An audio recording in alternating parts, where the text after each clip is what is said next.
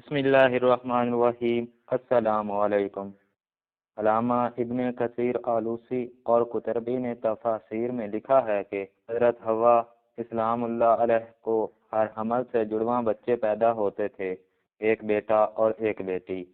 یہ دونوں سگے بہن بھائی تھے، جبکہ پہلے حمل سے پیدا ہونے والا بیٹا دوسرے حمل سے پیدا ہونے والی بیٹی سے شادی نہیں کر سکتا تھا۔ حضرت آدم علیہ السلام کی سلبی اولاد کے درمیان ایک بطن کا دوسرے بطن سے نکاح جائز تھا۔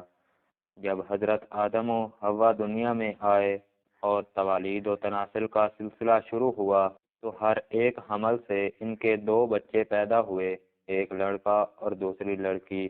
اس وقت جب کہ حضرت آدم علیہ السلام کی اولاد میں بجز بہن بھائیوں کے کوئی اور نہ تھا اور بھائی بہن کا آپس میں نکاح نہیں ہو سکتا تھا، تو اللہ تعالیٰ نے اس وقت کی ضرورت کے لحاظ سے شریعت آدم علیہ السلام میں یہ خصوصی حکم جاری فرمایا تھا کہ ایک حمل سے جو لڑکا اور لڑکی پیدا ہو وہ آپس میں حقیقی بہن بھائی سمجھے جائیں اور ان کے درمیان نکاح حرام ہوگا، لیکن دوسرے حمل سے پیدا ہونے والے لڑکے کے لیے پہلے حمل سے پیدا ہونے والی لڑکی حقیقی بہن کے حکم میں نہیں ہوگی، بلکہ ان کے درمیان رشتہ مناکحت جائز ہوگا۔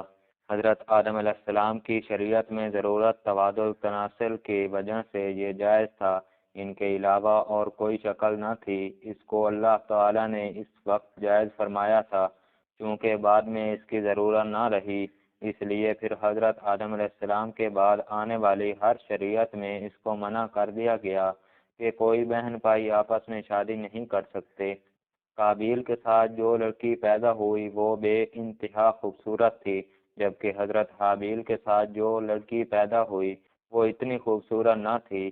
حضرت آدم علیہ السلام کی شریعت کے مطابق جب یہ جوان ہوئے تو قابیل کی شادی حابیل کی بہن سے ہونی تھی اور حضرت حابیل کی شادی قابیل کی بہن سے ہونی تھی، لیکن قابیل اپنی ہی بہن کو پسند کرنے لگا اور وہ اسی سے شادی کرنا چاہتا تھا، جبکہ شریعت آدم میں اس کی ممانعت تھی کہ ایک ہی حمل سے پیدا ہونے والے بچوں کی شادی آپس میں نہیں ہو سکتی۔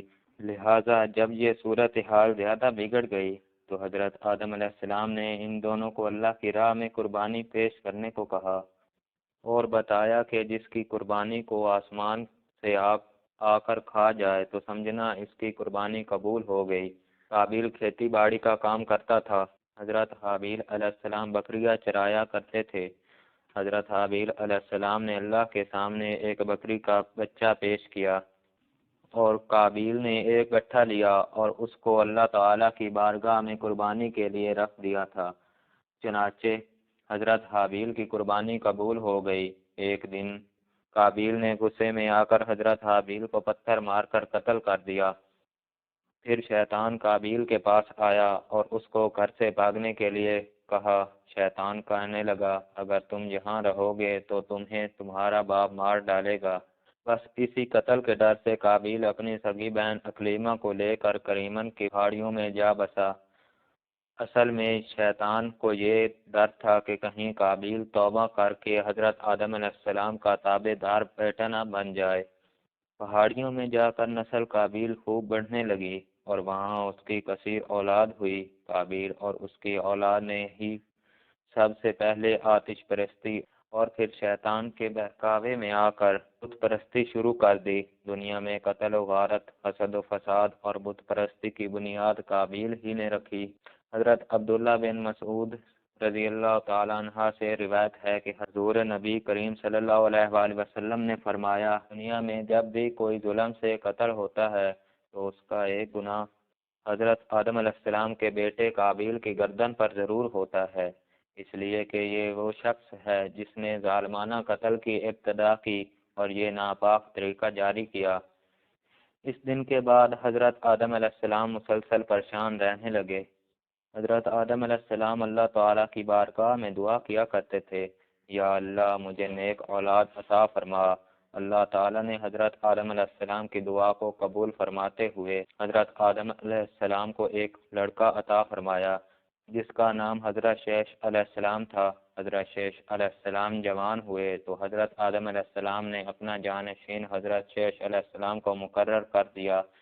ان کو حکم دیتے ہوا کہا کہ اپنے بھائی سے قابیل سے ہمیشہ دور رہنا۔ جب حضرت آدم علیہ السلام کا وصال ہوا تو اللہ تعالیٰ کی طرف سے بے شمار فرشتے زمین پر نازل ہوئے۔ انہوں نے حضرت شیش علیہ السلام کو اپنے باپ کو دفن کرنے کا طریقہ بتایا۔ اس کے بعد بی بی حوا کا بھی وصال ہو گیا۔ اس کے بعد زنا کی شروعات ہوئی۔ اس کے بعد ایک وادی میں قابیل اور اس کے اولاد رہنے لگے۔ شیطان ایک آدمی کی شکل میں ان کے پاس آیا۔ شیطان نے ان لوگوں کو عیش و عشرت میں لگا دیا۔ شیطان نے ان کو ایسے ایسے کپڑے اور گانے بجانے کے طریقے سکھائے کہ وہ کبھی بھی ان کو بھول نہ سکے۔ انہوں نے ایک دن میلے کے لیے مقرر کیا جس پر وہ برہنہ عورتوں اور مرد اکٹھے سے شرکت کرتے تھے۔ ان میلے پر طرح طرح کے گانے اور موسیقی کی آوازیں آتی تھیں۔ اس طرح جو شخص مومن تھے ان کو بھی یہ آوازیں سنائی دیتی تھیں۔ ایک دن ایک مومن کے دل میں خیال آیا کہ میں یہ سب کچھ قریب سے دیکھنا چاہتا ہوں۔ ایک دن وہ مومن اپنے ساتھیوں سے چوری وہاں سے نکلا اور قابیل کے لوگوں کے پاس آ گیا۔ اس نے دیکھا کہ قابیل کی اولاد بے حیائی اور فضول کاموں میں لگی ہوئی تھی۔ اس شخص نے وہاں جا کر دیکھا تو وہ عورتیں بہت ہی خوبصورت اور حسین تھیں۔ اس حوالے سے روایات میں آتا ہے کہ حضرت شیش اور اس کے ساتھی بہت ہی حسین و جمیل اور جوان تھے۔ ان کی نسبت ان کی عورتیں زیادہ پیاری نہ تھیں۔ قابیل کی اولاد میں لڑکیاں تو بہت ہی پیاری تھیں لیکن ان کی نسبت مرد زیادہ حسین و جمیل نہ تھے۔ وہ شخص قابیل کی اولاد عورتوں سے بہت ہی متاثر ہوا۔ اس کے بعد وہ واپس آ گیا۔ اس نے مومنین کو بھی ان عورتوں کے بارے میں بتایا۔ ان میں سے جو کمزور ایمان والے تھے وہ قابیل کی اولاد کی طرف ہجرت کرنے لگ گئے۔ کافی حد تک مومن لوگ بھی قابیل کے فتنے میں داخل ہوتے گئے اور فضول کاموں میں شامل ہوتے جا رہے تھے۔ اس طرح وہ ایک دوسرے کی طرف مائل ہوتے تھے جہاں سے زنا جیسے کبیرہ گناہ نے جنم لیا۔ روایات میں آتا ہے کہ حضرت شیش علیہ السلام کے ساتھ رہنے والے ساتھیوں کی تعداد بہت ہی کم رہ گئی تھی، جبکہ قابیل کا گروہ کافی مضبوط اور طاقتور ہو چکا تھا۔ وہ حضرت شیش اور ان کے ساتھیوں کو تنگ کرتے رہتے تھے، ان کو طرح طرح کی تکلیفیں دیا کرتے تھے۔ حضرت آدم نے وفات کے وقت حضرت شیش کو نصیحت کی تھی، اے میرے جانشین، میرے بعد تقوی اختیار کرنا اور اپنی نسل کو قابیل سے پاک رکھنا۔ ایسا ہی ہوا۔ حضرت شیش نے شادی سے انکار کیا جس پر قابیل کے بیٹے حضرت شیش کی اولاد میں سے لڑکی کو اٹھا لے گئے، جس پر حضرت شیش نے اللہ کے حکم سے قابیل کے لشکر پر حملہ کیا اور ان کو تہس نہس کر کے لڑکی کو آزاد کرا لیا۔